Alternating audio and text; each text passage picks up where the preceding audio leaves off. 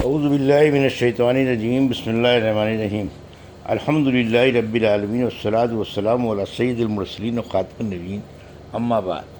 صحیح بخاری، باب کتاب التفسیر، اردو ترجمہ۔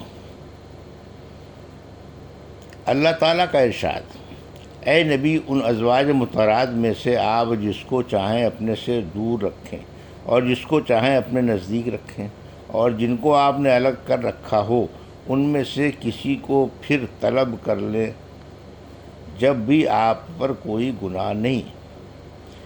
ابن عباس تعالیٰ نے کہا، ترجیح کا معنی پیچھے ڈال دیں، اسی سے سورہ اعراف کا یہ لفظ ہے ارجح، یعنی اس کو ڈھیل میں رکھو۔ زکریا بن یحییٰ نے بیان کیا، کہا ہم سے ابو اسامہ نے بیان کیا، کہا ہم سے حشام نے اپنے والد سے سن کر بیان کیا، اور ان سے حضرت عائشہ رضی اللہ عنہا نے بیان کیا کہ جو عورتیں اپنے نفس کو رسول کریم صلی اللہ علیہ وسلم کے لیے ہبہ کرنے آئی تھیں، مجھے ان پر بڑی غیرت آتی تھی۔ میں کہتی، کیا عورت خود ہی اپنے کو کسی مرد کے لیے پیش کر سکتی ہے؟ پھر جب اللہ تعالیٰ نے یہاں یہ آیت نازل کی کہ ان میں سے جس کو چاہیں اپنے سے دور رکھیں اور جس کو چاہیں اپنے نزدیک رکھیں، اور جن کو آپ نے الگ کر رکھا تھا اس میں سے کسی کو پھر طلب کر لیں، جب بھی آپ پر کوئی گناہ نہیں ہے، تو میں نے کہا کہ میں تو سمجھتی ہوں کہ آپ کا رب آپ کی مراد بلا تاخیر پوری کر دینا چاہتا ہے۔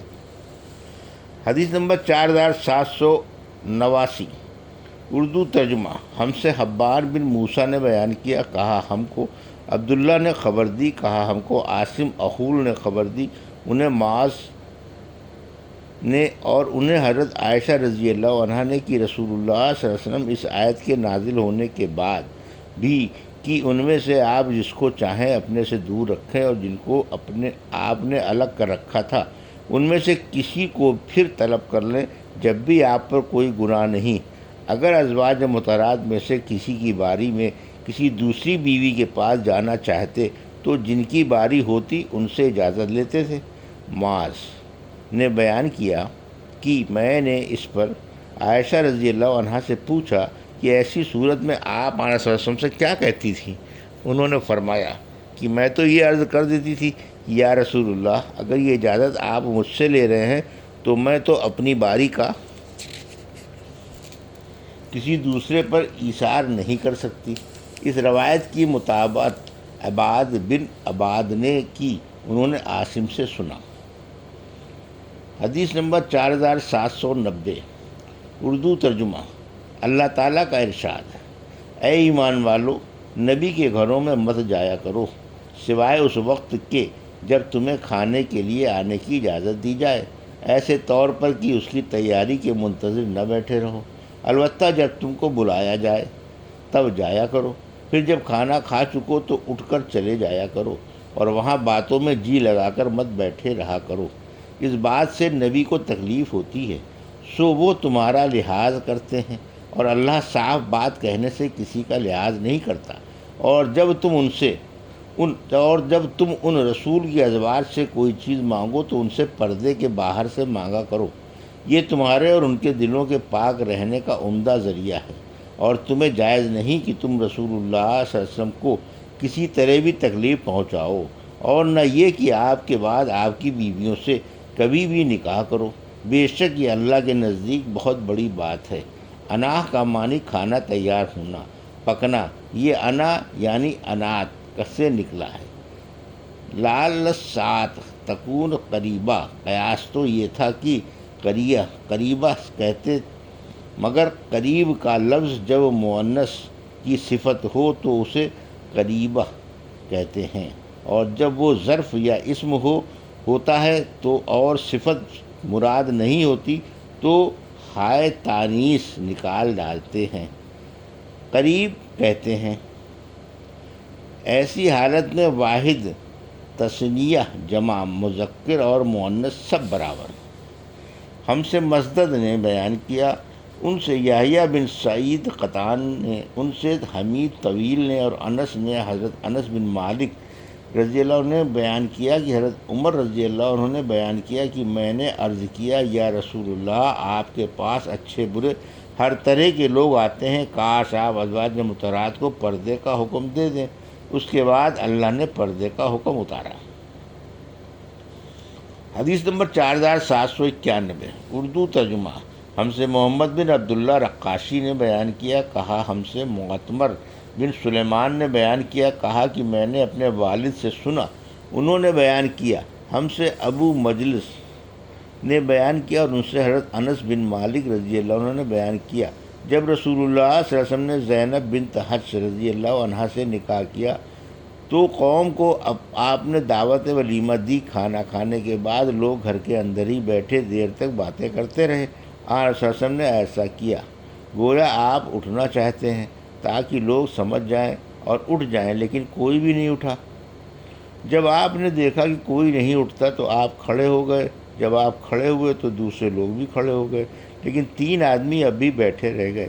آن صلی اللہ علیہ وسلم جب باہر سے اندر جانے کے لیے آئے تو دیکھا کہ کچھ لوگ اب بھی بیٹھے ہوئے ہیں۔ اس کے بعد وہ لوگ بھی اٹھے تو میں نے آپ کی خدمت میں حاضر ہو کر خبر دی کہ وہ لوگ بھی چلے گئے ہیں، تو آپ اندر تشریف لائے۔ میں نے بھی چاہا کہ اندر جاؤں، لیکن آپ صلی اللہ علیہ وسلم نے اپنے اور میرے بیچ میں دروازے کا پردہ گرا دیا۔ اس کے بعد آیت مذکورہ بالا نازل ہوئی کہ اے ایمان والو، نبی کے گھروں میں مت جایا کرو، آخر آیت تک۔ حدیث نمبر 4792، اردو ترجمہ۔ ہم سے سلیمان بن حرب نے بیان کیا، کہا ہم سے حماد بن زید نے بیان کیا، ان سے ایوب سختیانی نے، ان سے ابو قلابہ نے کی حضرت انس بن مالک رضی اللہ عنہ نے کہا کہ اس آیت یعنی آیت پردے کے شان نزول کے متعلق میں سب سے زیادہ جانتا ہوں جب حضرت زینب رضی اللہ عنہا سے رسول اللہ صلی اللہ علیہ وسلم نے نکاح کیا اور وہ آپ کے ساتھ آپ کے گھر ہی میں تھی، تو آپ نے کھانا تیار کروایا اور قوم کو بلایا۔ کھانے سے فارغ ہونے کے بعد لوگ بیٹھے باتیں کرتے رہے۔ یا رسول اللہ صلی اللہ علیہ وسلم باہر جاتے اور پھر اندر آتے تاکہ لوگ اٹھ جائیں، لیکن لوگ بیٹھے باتیں کرتے رہے۔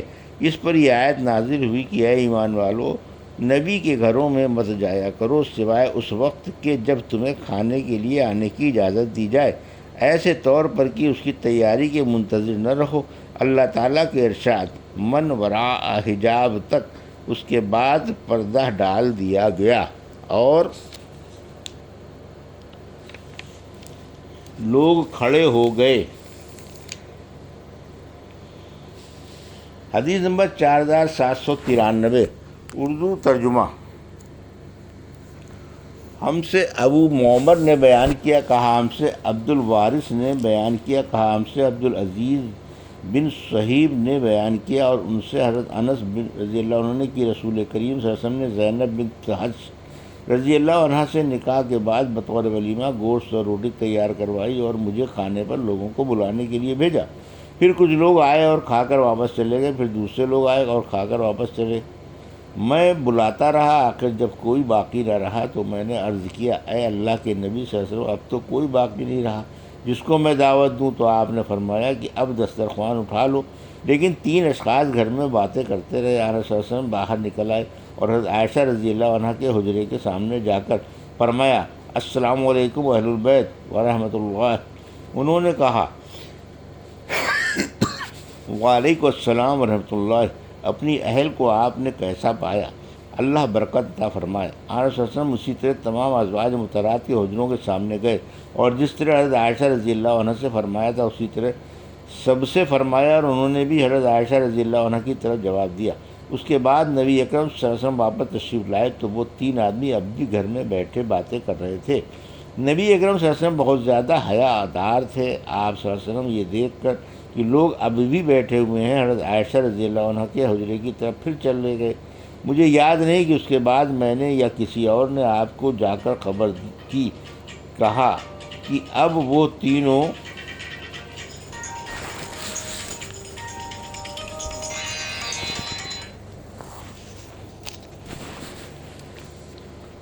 آدمی روانہ ہو چکے ہیں۔ پھر آپ صلی اللہ علیہ وسلم اب واپس تشریف لائے اور پاؤں چوکھٹ پر رکھا۔ ابھی آپ کا ایک پاؤں اندر تھا اور ایک پاؤں باہر، کہ آپ نے پردہ گرا لیا اور پردے کی آیت نازل ہوئی۔